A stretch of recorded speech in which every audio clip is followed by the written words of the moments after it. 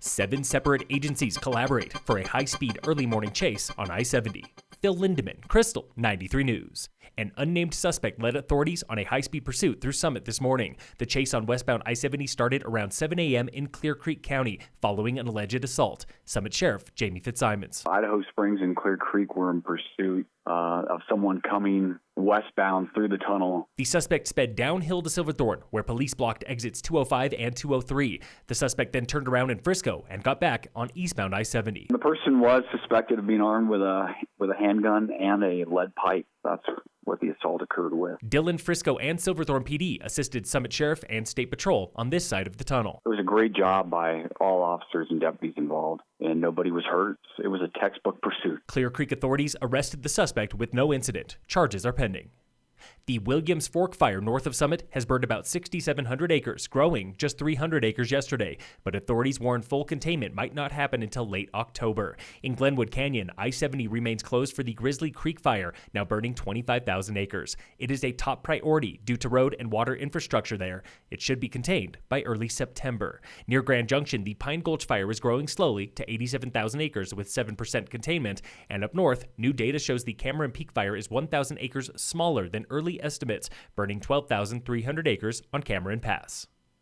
The $11 million GAP project on Highway 9 at Frisco goes through a major shift this week, starting today. Kevin O'Reilly with CDOT. We're doing some paving on Highway 9 through Frisco today, and we're going to be closing down the roundabout entrance to County Commons. And if anyone wants to get into County Commons, they need to see the light up at Tigiwon Road. Expect backups today and all week as paving begins. CDOT is closing the roundabout and shifting traffic to newly paved lanes later this week or early next week. Keep it tuned to Krystal for updates. A man drowned on a solo canoe trip near Durango late last week. This from the Durango Herald. 60-year-old Andrew Ward of Durango went missing on Lake Nighthorse last Friday. His canoe was found empty Friday afternoon, and by late Saturday, rescuers found his body in 36 feet of water. Cause of death is pending an autopsy. Authorities do not suspect foul play. A popular backcountry road in Eagle County with access to angling, hiking, and more is closed this week, just outside of Minturn. Tigiwon Road is closed today and tomorrow for grading and maintenance. That road provides access to Cross Creek, Half Moon Pass, and Mount of the Holy Cross.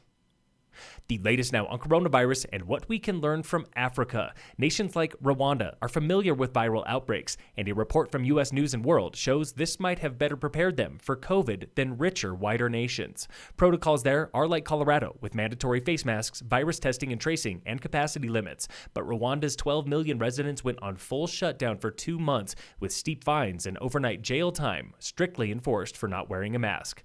Today, Rwanda confirms 2,200 cases, an infection rate of 0.02, and 8 fatalities, one of the lowest in the world. Says a local journalist, there are no half decisions. We wear a mask, that's it. We stay home, that's it. Like the U.S., Rwanda is a constitutional republic. Summit County's latest infection rate is 38.7 per 100,000 people, up nearly 3 points, with a positive test rate of 4.7%, up 1%. Summit Medical Center is sitting at 12% capacity, with no COVID admissions since July 26th. In sports, the Nuggets beat the Jazz yesterday 135-125. The Avalanche crushed the Coyotes 7-1, taking a 3-1 lead in that 7-game series. The Rockies lost to the Astros 2-1. Today, the Rockies play the Astros in about 1 hour at 1:10.